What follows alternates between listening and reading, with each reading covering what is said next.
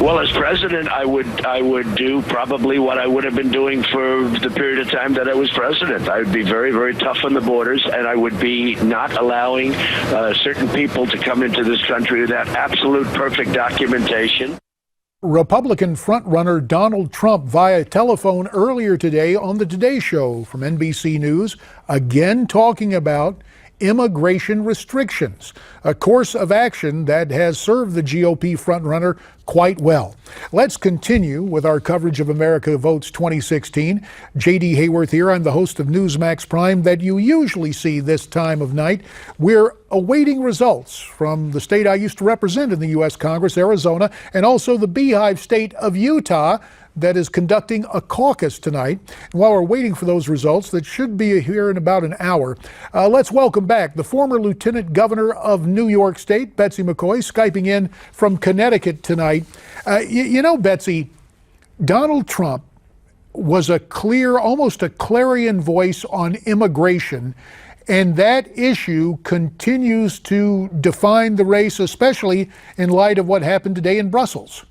That's right, and it's a major reason that he will pick up a big prize tonight in Arizona. He's expected to win big in Arizona. It's a winner-take-all state. It will push him much closer to the goal of having sufficient delegates to win the nomination. I believe there are 58 delegates at stake tonight, and the border is the number one issue in Arizona.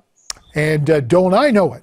Having had my name on the ballot for the U.S. Senate in a Republican primary there in 2010, and having the incumbent talk about building a fence. We're seeing footage of Mr. Trump in Fountain Hills, Arizona, the town where Sheriff Joe Arpaio lives.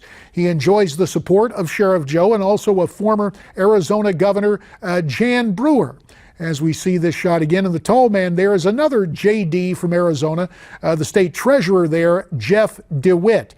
You know, Betsy, it's been and Border Patrol agents are also going to come out for Donald Trump. Right, He's although to the border, and they've made it very clear, regardless of what the union officially says, the Border Patrol agents have his back.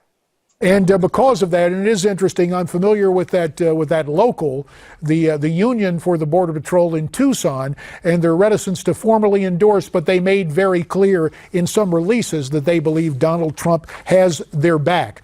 The point I wanted to make is something that in the wake of today's events may have gotten lost in the shuffle.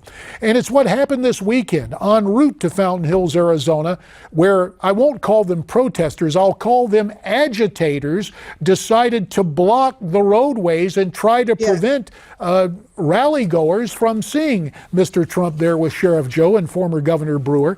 Do you expect this to continue? One woman in particular was a George Soros fellow from one of the Soros programs, and in fact was imported from New Orleans of all places. Well, I have to tell you, I blame the media largely for this. The media are under the false impression that hecklers have a First Amendment right, that the Constitution protects the right of people to shut down events. That is incorrect. The First Amendment is designed to protect the speakers and the audience, and especially when the speaker is political and the event is part of an election season. So as long as the media keep kowtowing to the hecklers and pretending that they're the ones who are supposed to be protected by the Constitution, you're going to see a lot more of this. But this is a terrible violation of our rights as voters and American citizens. And again, just to point out, we're not the media. We're Newsmax TV, where we offer the right perspective and point this out to those who take time to sit down and watch us and comment on what it is we have to say. Betsy, as you raise that point about the First Amendment, it points out that rights likewise bring responsibilities. In the famous cases, no one should shout fire in a crowded theater when there is no fire. And by the same spirit of that notion, no one should come in and try to forcibly interrupt the discourse between a candidate and citizens who have come to hear that candidate. So I think you make a very good point, and that's why we really do have to change the language. These are not protesters, these are agitators, which brings me back. Hecklers is the legal term, and The Constitution, many times now, the Supreme Court has ruled that there is no such thing as a heckler's veto. A heckler does not have a constitutional right to veto what speakers say and what audiences hear.